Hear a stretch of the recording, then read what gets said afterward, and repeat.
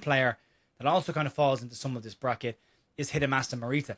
And he's another name that was linked with Leeds United last summer. And according to the Daily Mail, Leeds will rekindle their interest in him this summer. The Sporting Lisbon midfielder and Japanese international, according to the Mail, is believed to be willing to commit to a move to Leeds United once our Premier League status has been confirmed.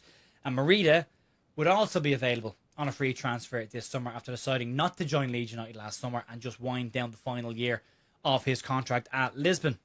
The difference in this one is he's slightly older than what the 49ers enterprises tend to go for. He's 30 years of age, so he's definitely coming into his latter years of his career. But he's had a good season in Portugal. And according to the Mail, they say that Leeds view him as experienced competition and cover for Ethan Ampadu. If Leeds were to try and bolster their squad this summer and to be smart around stretching that rumoured £100 million transfer key that they've got, bringing in two players like a Morita and like a Danilo Doekhi for nothing in the summer will give them that space then to upweight the squad in certain areas, improve in certain areas, and then stretch that money to buy the more impactful players or difference makers they're going to need going into next season for this whole squad to move on a level. So we talked yesterday about the fact that Leeds need to raise the floor of the squad, and that means that the players around the periphery will need to be upgraded with certain players. And Morita has a bag load of experience and a very good midfield player.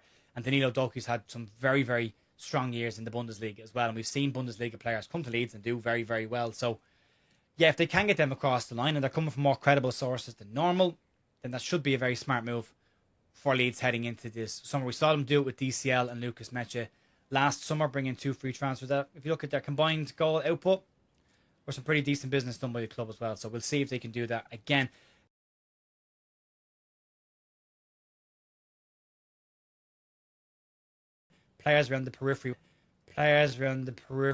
Players around the periphery